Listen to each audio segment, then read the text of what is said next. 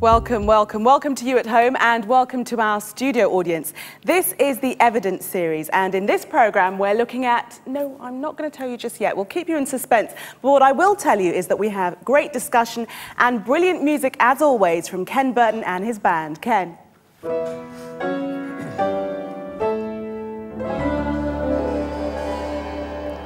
Thank you, Ken. Very nice. It didn't sound like Mozart to me. And this is Dwight Nelson, our other host. Jillian, tonight, to introduce the theme, a quiz for the audience and you. Okay. What do these people and one nation have in common? Nelson Mandela, Pope John Paul II, Gordon Wilson, Desmond Tutu, and the nation of Australia for one day every year. Okay, throwing it out to the floor. Anybody have an idea? Come on. Just call it out. We would probably take all night if we wait for this audience. How about forgiveness? Forgiveness, yep. That's the answer. The one universal need that we struggle with in every country and culture. Tonight's subject, a huge one, but we've got an authority, and he'll be here in just a few moments. Forgiveness, it's a very difficult thing to do, very hard to do. You've only got to ask people who think they've been wronged their definition of forgiveness. Forgiveness? What's so good about letting someone off the hook? It's an easy word to say, but doing it? That's a whole different matter.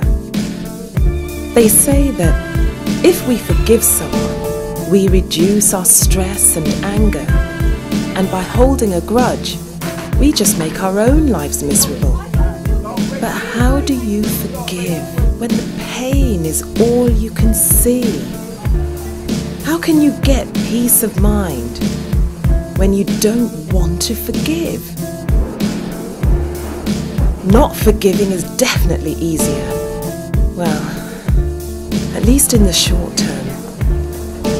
Does that make forgiveness easier in the long term? Is forgiveness something I can actually do, or is it just another way of making me feel guilty? That's quite a reality piece. I mean, is forgiveness easy or is it difficult? Enoch Adu, college student, you have struggled with this business of forgiveness. How did you end up dealing with it? The struggle occurred when basically I was in a close-knit kind of friendship thing, and one of the friends just stepped out the boundaries of the relationship, and basically I had to make a conscious decision whether to forgive, because I felt to myself that being so close to me, this was a thing that you ought not have done, and for you to have to do it, basically I just didn't consider that person a good friend. If they could do that to me, then I thought they're not really my friend, and so I didn't want to be... A sense of betrayal. They betrayed your confidence, let you down. Yeah, they let me down, and also I didn't want to speak to them. I didn't want to like be around them, because every time for me to be around them meant that I had to basically deal with the issue. Did they come to you for forgiveness? They did, but at the time I wasn't hearing it, because I wasn't ready to forgive. I needed time alone to just think things through and consider the relationship on a bigger scale. And how many of us tonight are in that same predicament with relationships that matter so deeply to us? We want to get to the answer, Enoch, to the dilemma you've just raised. We need to get to some music. Jillian, tie this into forgiveness, please. We're going to have a musical item now from Frederick Miller from Croatia. You're a singer-songwriter, and you've written this song, Magdalena. Yes. Tell us what that's about. Magdalena is a true story about forgiveness, and Magdalena is actually the main character of the story. Okay, ladies and gentlemen, Frederick Miller. Thank you.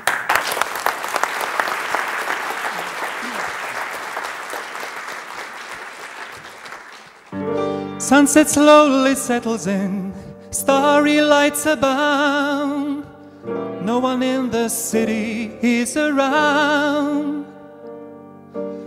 Someone's harp is whispering with a weeping sound, while the shadows dance on the ground. shadows of the candlelight on the bedroom door. There's a woman lying on the floor. She is selling herself tonight as she's done before, selling her body, nothing more. The smell of bodies in the air, moving slowly everywhere, covering her tears of despair. There is no one in this place who's not spitting in her face, even those who pay her each embrace, looking at the sea through the blur. She yearns that God would speak to her. Magdalena, do you know my name? I saw your grief and tears, my heart felt the same. Magdalena, I'm so glad you came. I'll take away your sins, I'll remove your shame. Morning is a misery anytime when she's awake. To be awake is more than she can take. A crowd of people by the seas calling someone's name. She can see them through her window frame.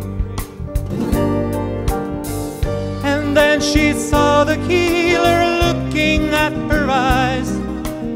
She's gotta meet him, this she realized.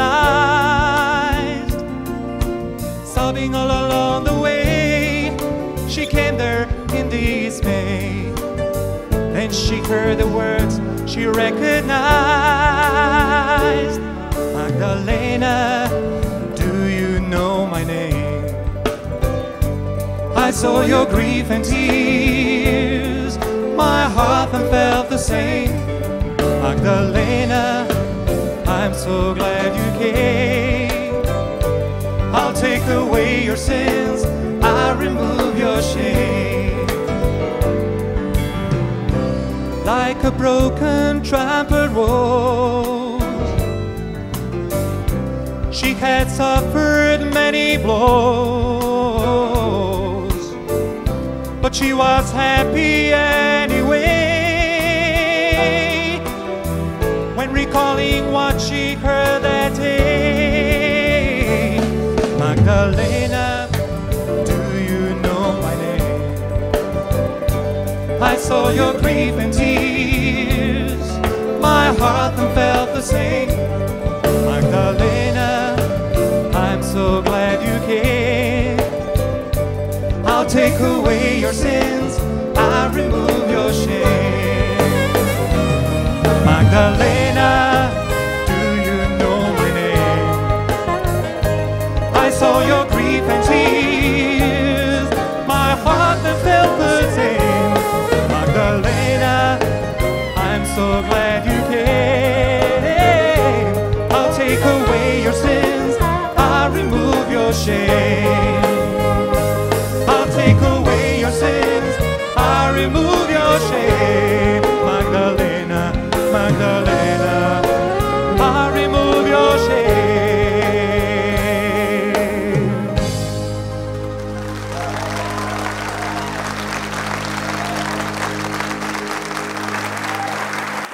Now, forgiveness is usually associated with pain, but sometimes, just sometimes, good can come out of pain. This next person that we're going to hear from, Stephen Broadbent, is a sculptor, and he shares with us his journey through powerful healing of forgiveness. The sculpture's called Reconciliation, and I made it about 12 years ago. And it was just a small model that I made at the time when I was just making small pieces to exhibit. But it was inspired really by the fact that I fell out with a very close friend of mine, and very dear friend, and we had a big bust-up, and I was upset, and I came to the studio, and in a day I made two models. One model was called About Turn, which was a figure that was moving and turning and walking in the opposite direction. And the second figure was reconciliation, which is a sort of universal sort of figure of this image, really, of this sort of embrace, these two people coming together into one solid base. And really I wanted to put flesh on what I was feeling, make something that would express what I was feeling at that time, or what it would take for me to get right with that person again.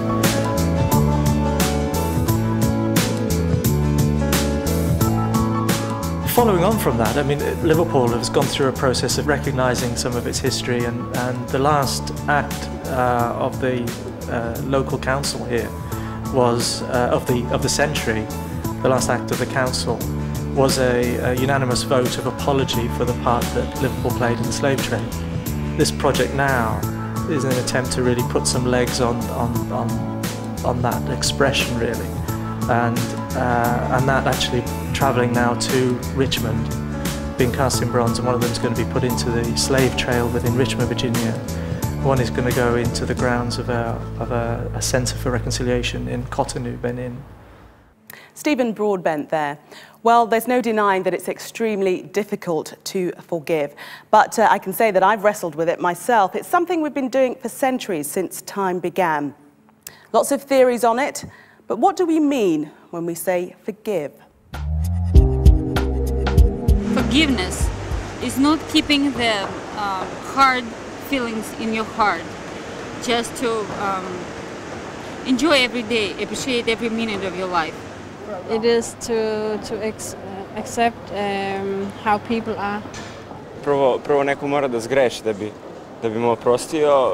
Nikad ne zaboravljam to, ali znači trudim se da pređem preko toga I da to ostavim po strani. I find forgiveness hard. I think it's about perspective taking usually. In the times when I've been most successful at forgiving people, it's because I've been able to put myself in their shoes and try and see their perspective on stuff. So I think if you can do that, then it's easier, but it's a hard one. To me, it's the beginning of something good for something bad you have done. You forgive yourself, you forget, and you carry on. If that person means a lot to you, you need to just forgive and forget. If you want to be close. It's the same. Depends on how much you love somebody, I guess. It means very much. You have to be able to forgive, and you have to, yeah. Because if you don't forgive, then I don't know, you can't live. It's just the time will be the best healer for things like these bad things. Just time. And be patient. Forget, let go. Yep. Just to let go. Just get over it. So we've established that achieving forgiveness is extremely difficult, but there is a tremendous sense of release that comes with forgiving. What's the worst thing that anybody's ever done to you? Have you been able to forgive them? Well, Jo Tufnell's father was killed by an IRA bomber in Brighton. This is her story of her journey to forgiveness. My father was a Tory MP, Conservative MP, and he was attending the party political conference in Brighton in '84 in October. And on the second or third day there was a bomb that went off early in the morning, and he was killed and my stepmother was injured, and there were 5 other people killed and many, many injured. I heard the news, I was in London and heard the news first thing in the morning there'd been a bomb, and after about 8 hours of waiting, heard that he was one of the bodies they'd found. Very soon after the bomb went off, I wanted to bring something positive out of the tragedy, out of the trauma, and somehow help bring peace. I felt like it was a choice I had. I could either stay a victim and become bitter and hardened, or go on a journey in which I would somehow bring something positive out of the terrible, terrible trauma. And in '85 we had a name, someone, Patrick McGee, who was arrested and charged and went to prison. And while he was in prison, I did an article for a newspaper and said, one day I would like to meet Patrick and hear his story. Many years went by and I forgot about that. And then about 3-4 years ago, he came out of prison as part of the Good Friday Peace Agreement. And around that time, I relived the whole day as if it was happening for the first time and began to deal with some of the trauma which I actually hadn't dealt with. That took me to Northern Ireland, and I met many people. Forgiveness for me is now a journey rather than a moment that I've experienced and then finished with. And forgiveness is a choice that I can make every day, whether to forgive or whether to not. With Patrick, what he's taught me, it's actually about, can I open my heart enough to hear his story, to see his humanity, to carry on being open to him, or am I going to close down? And some days I want to close down because it hurts too much, you know, and that's fine. Patrick has come a long way from the moment he set up the bomb. He now feels that there was a terrible cost, a legacy of taking up violence, and part of that was he lost some of his humanity. He had to see my dad as a legitimate target in order to plant that bomb. He wasn't seeing real human beings. For me, that strategy involved totally like causing my life to be in a million pieces. So, you know, that still hurts that he feels it was a good strategy, it was a good bomb. You know, for me, it was not a good bomb. But I can understand why he came to that place. You know. And I think I feel responsible as an English person for being part of the community, the society that led to the people, Republicans, having no voice. You know, I think there are deep causes of why people become terrorists, why people take up violence. So I want to understand that. But in terms of whether he deserves my forgiveness, I think he deserves a chance to get his humanity back. So my aim is to see his humanity and everyone else's humanity. But that's a constant struggle. And some days I succeed and some days I don't. And also Patrick, I can sometimes get annoyed with him, and then things can get very difficult inside me because his voice says, well, how can you trust him? They killed your father. And then I go way down. So I have to constantly watch myself and always see that I am letting go of the part of me that wants to blame and understand him. But it's a lot of inner work that I'm doing. I do meet many people who are very surprised, and some people are angry about it and threatened, and some people are very surprised and say, well, I'm sure I couldn't do that. But actually, there's no way I can't do it, because I find it's actually transforming the pain and the grief that I've felt that makes me do this. If I didn't do this, I'd be left with the difficult feelings. But it's the difficult feelings I have that I transform into this energy and passion to be part of a world where violence isn't seen as an acceptable solution. So I use my trauma, I use all the pain to change, to transform. So it's connected to my trauma, it comes out of my suffering. But I found a way of making it actually work for me.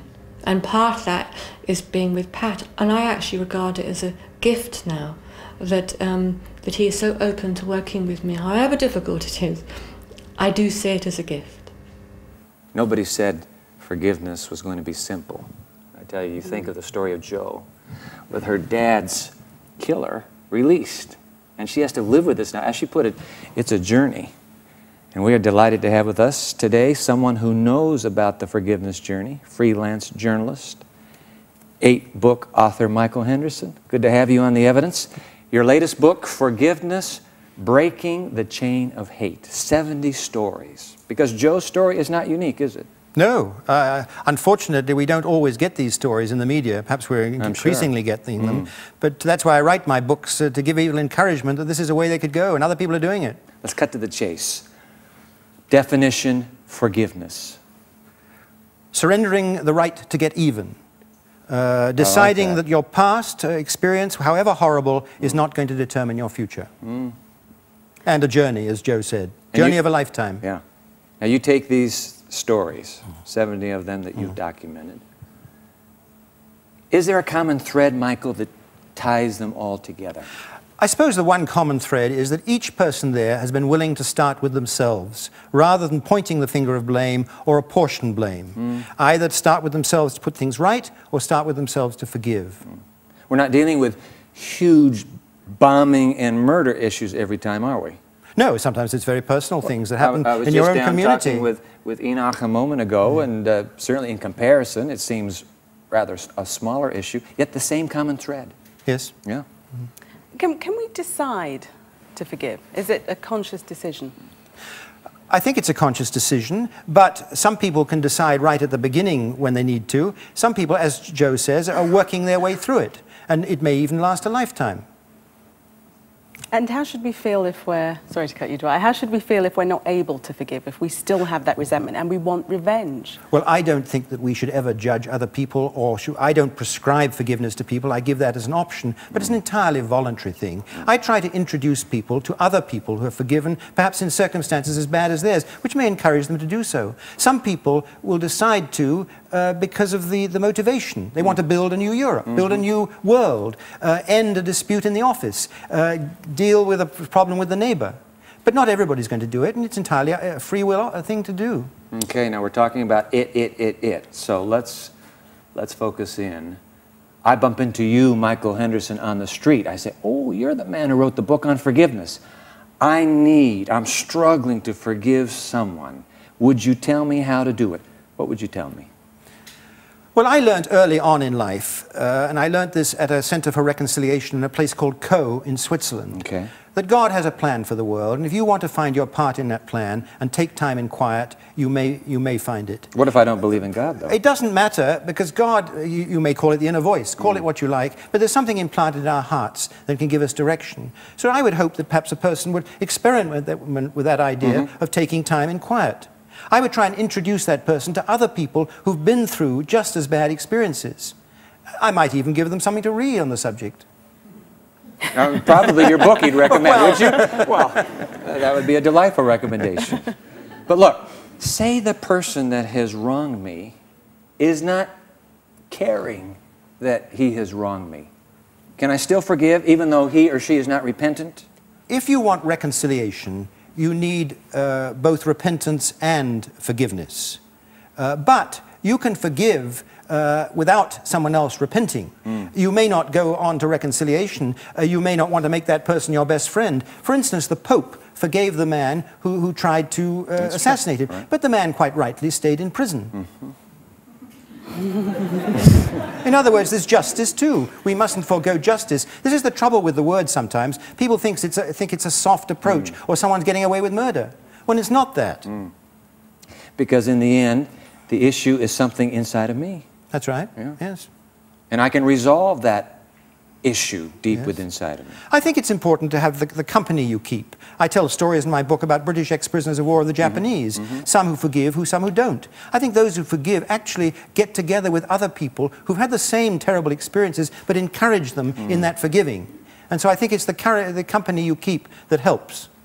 Michael Henderson, thank you for calling us to break the chain of hate and holding up the high ideal of forgiveness. How about a warm thank you? Michael Henderson. God bless you. Thank you. Glad to have you.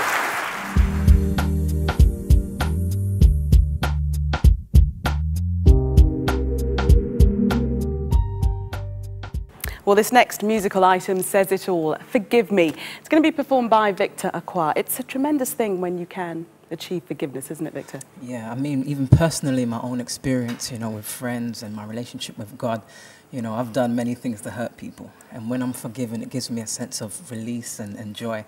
And so when I can extend that to others, it's just a great thing. Victor Acquah.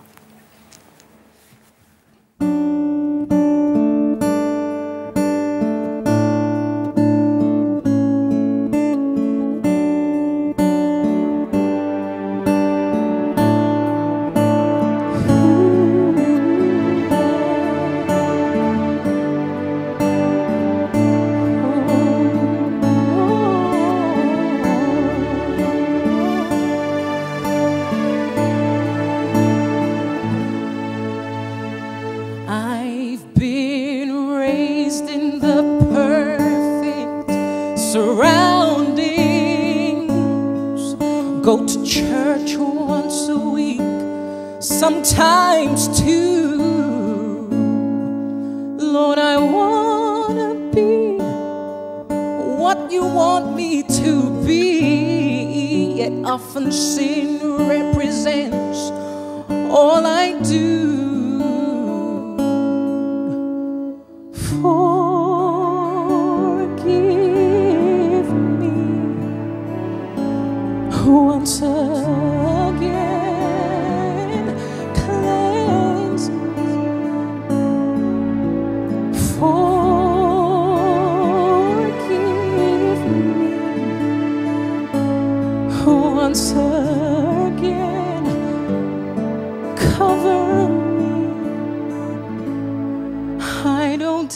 even know why your mercy never dies,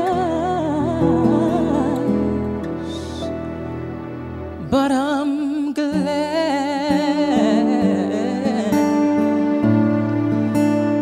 Oh, I'm glad.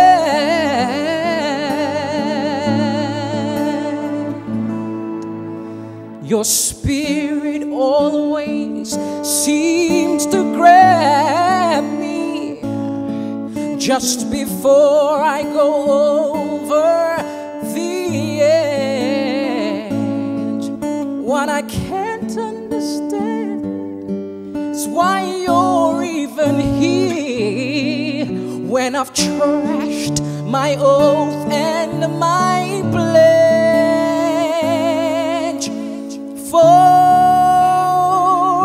Forgive me, Lord, once again. Cleanse me. Oh, forgive me once again. Cleanse me. I don't even know why your mercy never dies, but I'm glad. Oh Lord, I'm glad.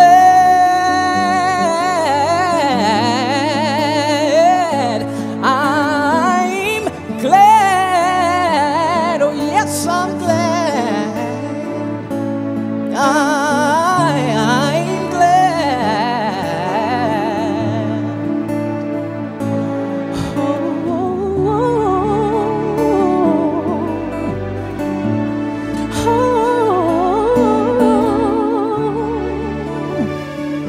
Thank you, Lord. When I mess up, you're still there. You're still there to cleanse me, to wash me, to cover me.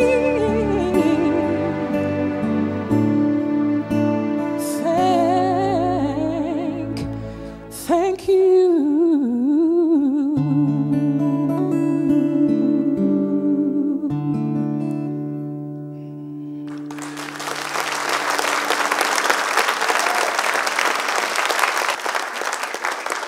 Thank you, Victor Aqua. What a moving plea for forgiveness.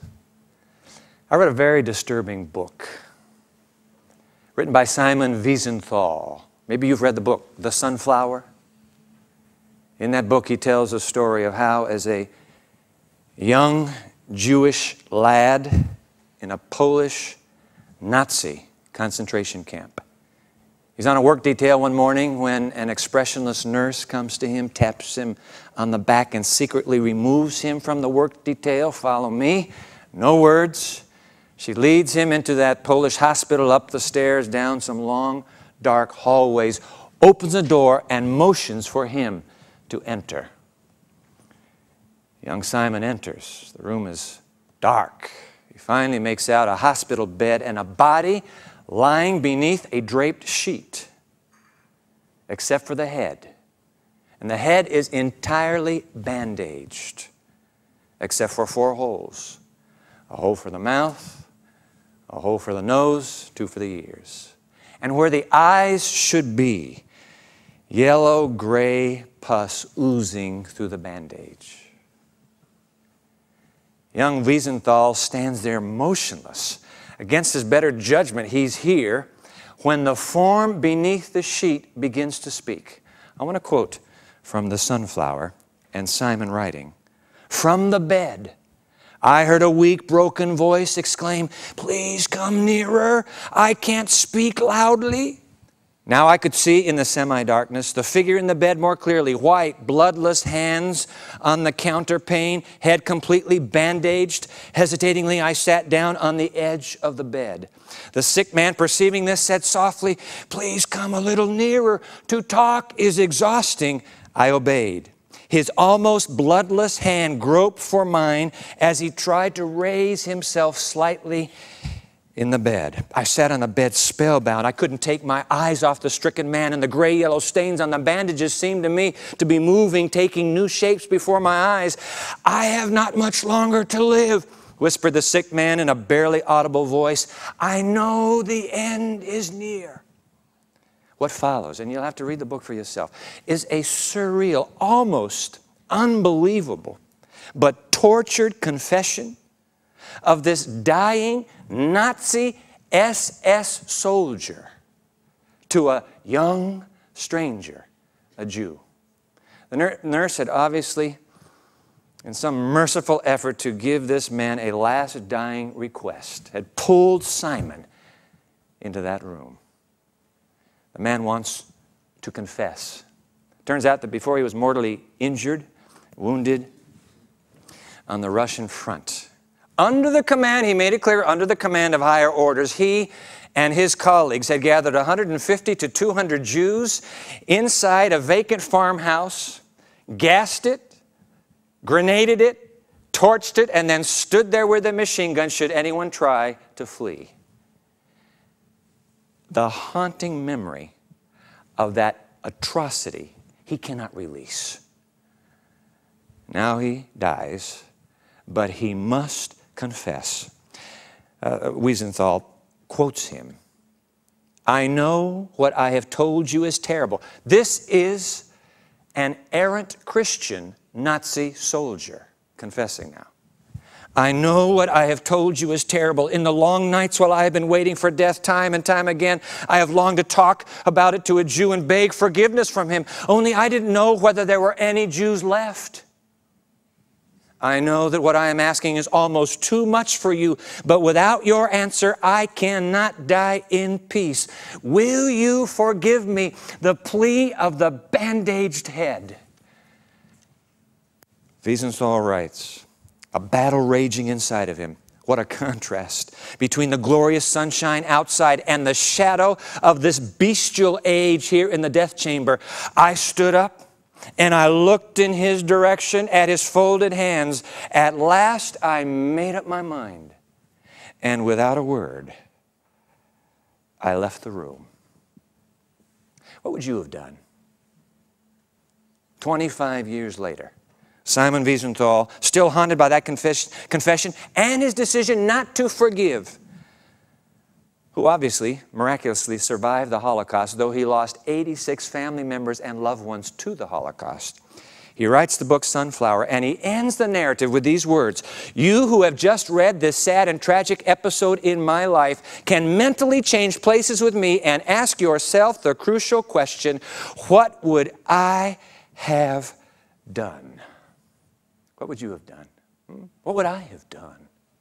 For the next few moments, I want to cogitate with you on this almost inexplicable human reality called forgiveness.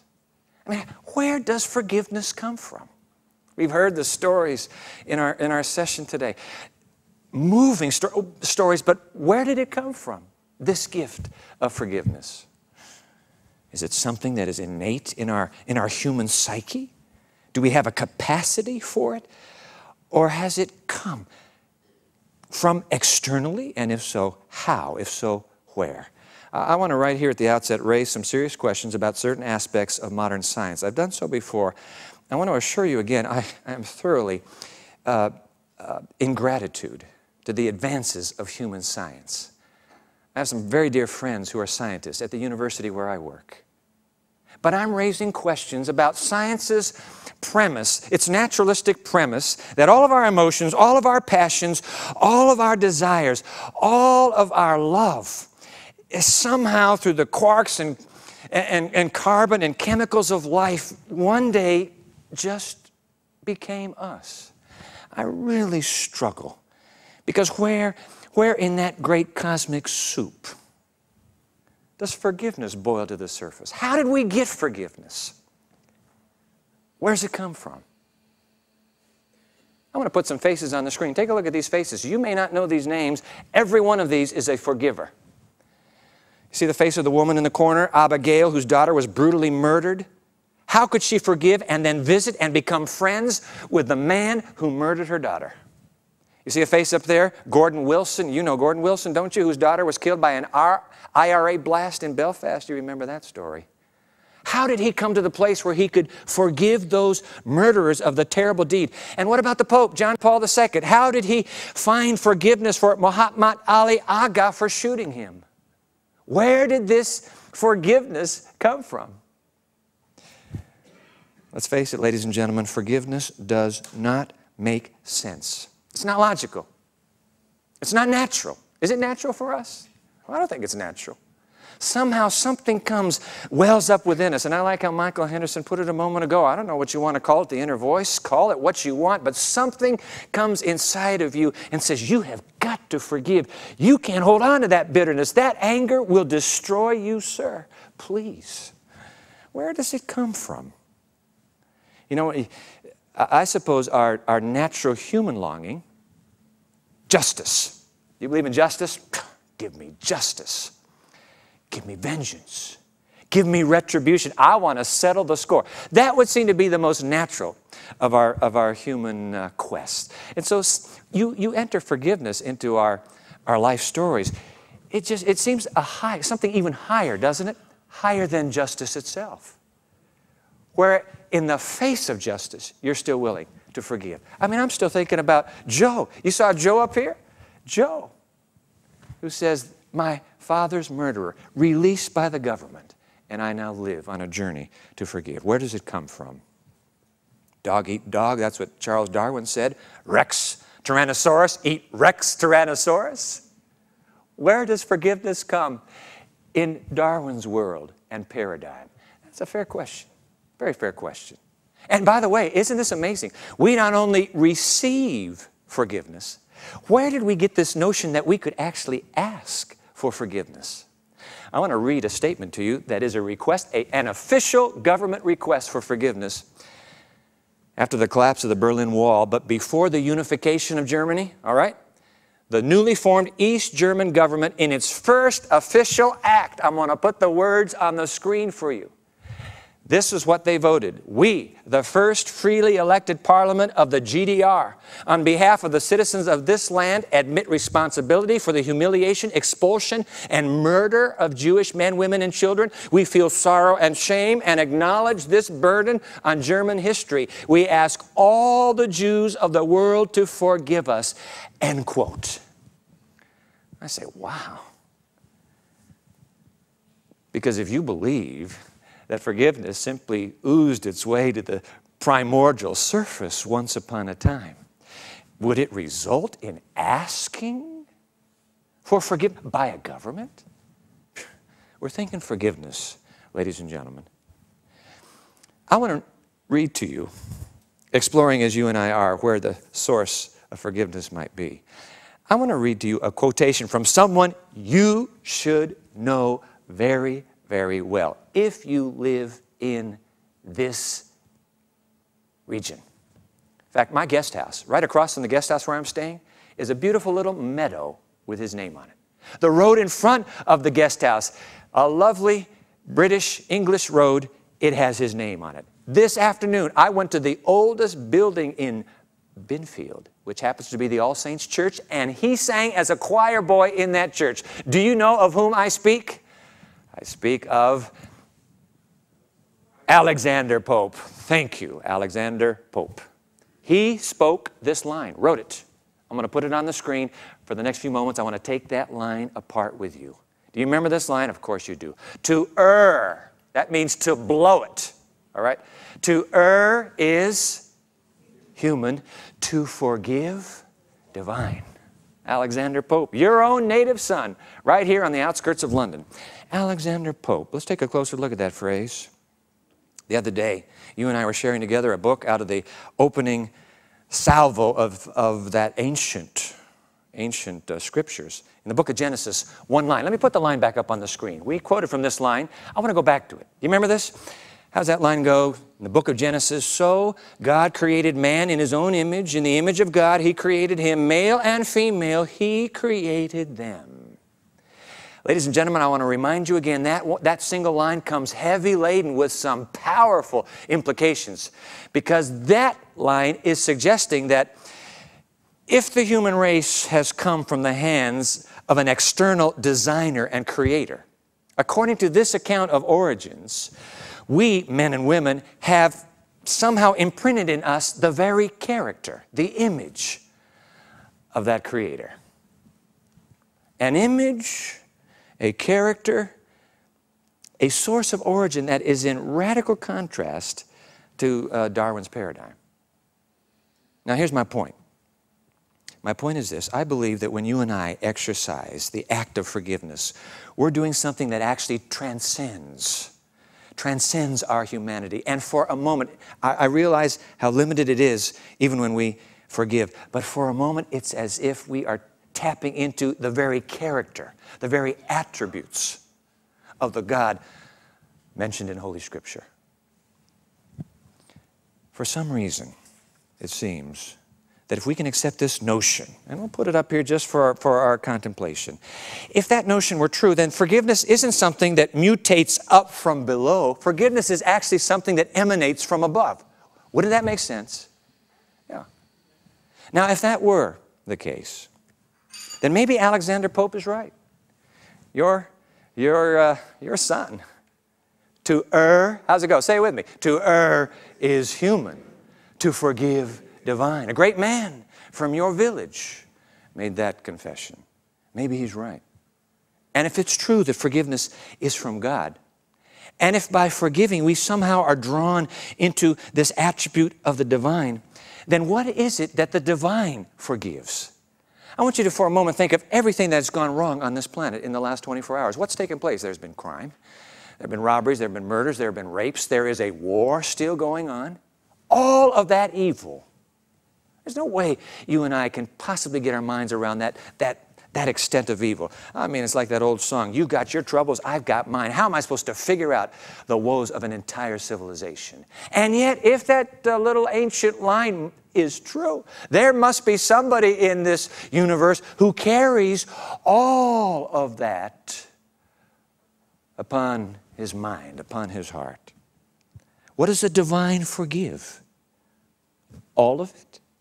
And the moment you introduce forgiveness with the concept of God, we need to quickly note that the same ancient book suggests that this God who has created man and woman also loves the entire human family, the entire civilization. The moment you start speaking of love, and a love for the entire children of this earth, suddenly forgiveness comes into even sharper focus. Hey, look, why did the SS officer request a Jew? Why didn't he say, do you have an Anglican nearby? Why didn't he say, bring me an Episcopalian, bring me a Muslim? Why did he ask a Jew for a Jew? Because Simon Wiesenthal was a representative of the Jewish people. They were his own flesh and blood. They were his very identity. When someone wrongs a child on this planet, could it be there is someone else in the universe that says, hey, wait a minute. Do you understand? This child is mine. You, in touching the child, you have touched me. I want to tell you something. If somebody comes to me and says, you know, Dwight, I just slapped the neighbor's little girl. I said, well, you shouldn't do that. Why would you slap the neighbor's little girl? If that same someone comes to me and says, Dwight, I need to ask forgiveness because I just slapped your little girl. Whoa, you have just changed the playing field. Why? Because you've touched somebody that is part of me. So when you're talking about God and all the evil on this planet, any child you touch, you're touching the creator of that child. Yeah. So forgiveness, if we're not going to be totally comfortable with the naturalistic explanation that it just, well, you know what forgiveness is? It's just a few of those hormones that get mixed up together and voila, you do it. If you are not willing to satisfy yourself with that definition, I want to tell you something, ladies and gentlemen, there is only one other alternative. There is not a third world view. There's only one other paradigm. That ancient book that speaks of a creator, a master designer who has imprinted his very character into the human psyche, that book needs to be rather carefully examined, because if God is the source of forgiveness, and He's willing to forgive anything and everything, whoa, I want to revisit. I'd like to revisit that whole theme. When I forgive, could it be that in a small way, a very small way, I might be reflecting the very attribute of God Himself? I like how Michael Henderson put it a moment ago. In fact, he was quoting Lewis Smedes. I had a television program in the United States a few months ago where I had Lewis Smedes sitting in that seat. He's a very well-known in my country ethicist. And I asked him, how would you define forgiveness? And this is his definition. Forgiveness is surrendering the right to get even. That's a pretty heavy thought. Surrendering the right, letting go, being willing to let go of what has just been dripping with acid and anger and bitterness in your own heart. Letting it go. Could it be we've been imprinted with somebody else's attributes and character that could actually bring us to be willing to let go of that injustice? You know something, what's so fascinating about us as human beings is that we are intimately woven together. Have you noticed that? I mean, what happens to my body affects my mind. What happens to my mind affects my body. We're just one holistic, what's the word I want? Unit. Yeah, that's what we are. So if I have chosen to let anger and bitterness fester like putrid rot in my brain, is it possible that that dripping acid in my floating mind extends to the very ends of every tissue I have? Could it be today that there are people who have died prematurely because they have not learned that they have the right to forgive? They have the right to let it go. Forgiveness. I'm telling you, ladies and gentlemen, we're not just dealing with some little namby-pamby optional choice for the human race. We're dealing with the very core essence of survival. I said that a moment ago when Jillian and I were sitting up here together. Forgiveness, obviously, is not easy. I mean, you look what Joe went through. And you know, Enoch had to wrestle with the very same issue. Will I forgive this person who betrayed me in my inner circle? This isn't an IRA bombing, but it's just as significant to Enoch. Nobody said forgiveness is easy. In fact, you know what? It is impossible for forgiveness to be easy. Let me put the words. If forgiveness were easy, by the way, this French philosopher would be absolutely right. Let me put his words up on the screen here. Herbert Marcuse once said, one cannot and should not go around, I'm thankful for this counsel, one cannot and should not go around happily killing and torturing. And then when the moment has come, simply ask and receive forgiveness. You can't trivialize forgiveness, ladies and gentlemen. If you owe somebody forgiveness, I'm not making light of it, it's not going to be easy. But the question here as we move to a wrap is, how do I know what to do? Thank you, Michael Henderson, for reminding us in your book that there are organizations that deal with reconciliation. But as wonderful as those organizations are, they're not going to be much help to me in my day-to-day struggle for survival, and probably not much help to you either. I need some help right now. Okay? Move to the wrap. But take this thought with you. Because some of you are saying, you know, Dwight, I am not an evil man.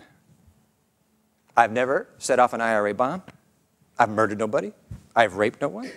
I really haven't stolen too much, a few office pencils and paper clips, but hey, big deal. I'm not an evil man. I do not need somebody out there in the universe saying, oh, I forgive you. I don't need forgiveness. All right? I want to talk to you. Have you heard of the anthropic coincidence? Anthropic. Let's put it on the screen. Anthropic. It's from the Greek word anthropos. It means man. The anthropic coincidences. It's a rather recent discovery that has ascertained that our universe is so critically and finely balanced that for a split millimeter, can I use that? If there's deviation to a degree, men and women would not exist on this terrestrial firma, on this ball, terra firma. Let me quote a physicist named Paul Davies. Here's what he's talking about. Had the Big Bang been weaker, talking about the law of gravity, if it had been stronger or weaker, had the Big Bang, it's on the screen, been weaker, the cosmos would have soon fallen back on itself in a big crunch. On the other hand, had it grown stronger, the cosmic material would have dispersed so rapidly that the galaxies wouldn't have formed.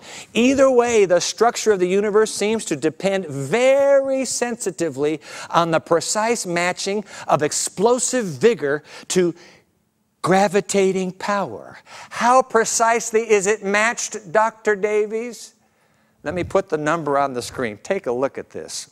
1 to the 10th to the 60th power. I want to remind you that the 60 means 60 zeros after, okay?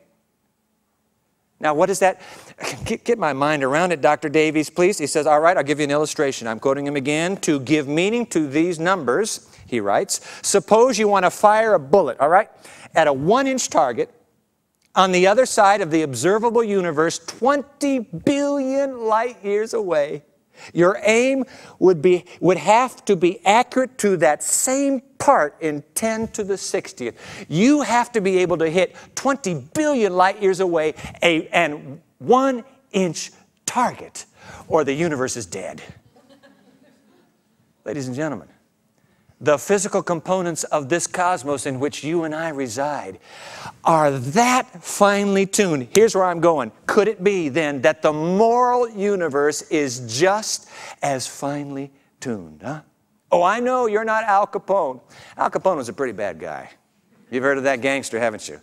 I know that Al Capone wasn't as bad as Adolf Hitler. I realize that. And I'm not as bad as Al Capone. But does that make me a saint? Or could it be that this moral universe is so finely tuned that one standard deviation to the right or the left, you know those little paper clips, you know that lie I told, you know that little bit of indiscretion, you know the thoughts that I have been harboring, dripping with that acid, do you know that that little deviation will bring the same eventual catastrophic results within the human psyche? Could it be? I mean, if the universe is so finely balanced physically, what about morally? And if that's the case, you and I, oh mercy, you and I stand before a moral standard so high that it just wipes me out. What should we do? Ah, good news. It's the good news of forgiveness. God's forgiveness to the likes of you and me. Apparently, this one whose attribute we reflect is willing to take the worst thing I have ever done and just like that, wipe the record clean. Apparently, there is a way for me to be released from that dripping acid deep inside. God, the God I speak of, is a forgiving God. And because He is, whatever you have done, the tweaking of your conscience even, He says, I'll take care of it. I will forgive you. Ladies and gentlemen, that's phenomenal. I can't turn to the primordial ooze to get forgiveness. But apparently there is somewhere I can turn and be released. All that acid bled from my system so that with joy and with peace and with new reason to live, I can experience forgiveness in my personal life. Whoa, that seems to me to be an incredible, incredible gift. But, I say this with my last breath, but there is only one other human experience that I know of that is quite like it. For you see, the joy of being forgiven is only matched by the joy of forgiving. And it may be that right now there is somebody in your life that needs to be forgiven. They may never come to you, sir, and ask you, or say, I'm sorry, and ask for your forgiveness.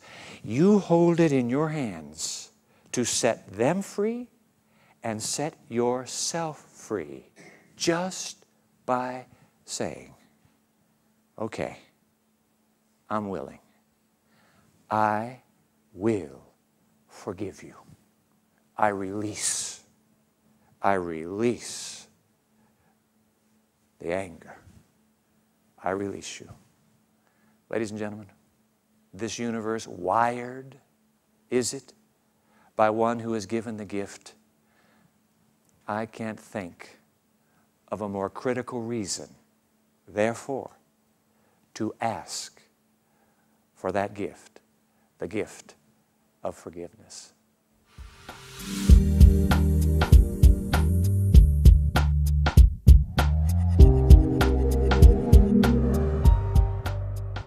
So we hope we've given you some food for thought. In fact, we're certain that we have. If you'd like to get in touch, you can email us, or you can visit our website, or you can give us a call. We've given you all the options, so we'd love to hear from you. As Alexander Pope said, to err is human, to forgive, divine. Could it be that our ability to give forgiveness and our need to receive forgiveness are evidence themselves of a God who offers us both? Think about it, and join us again next time for more of The Evidence. Bye for now.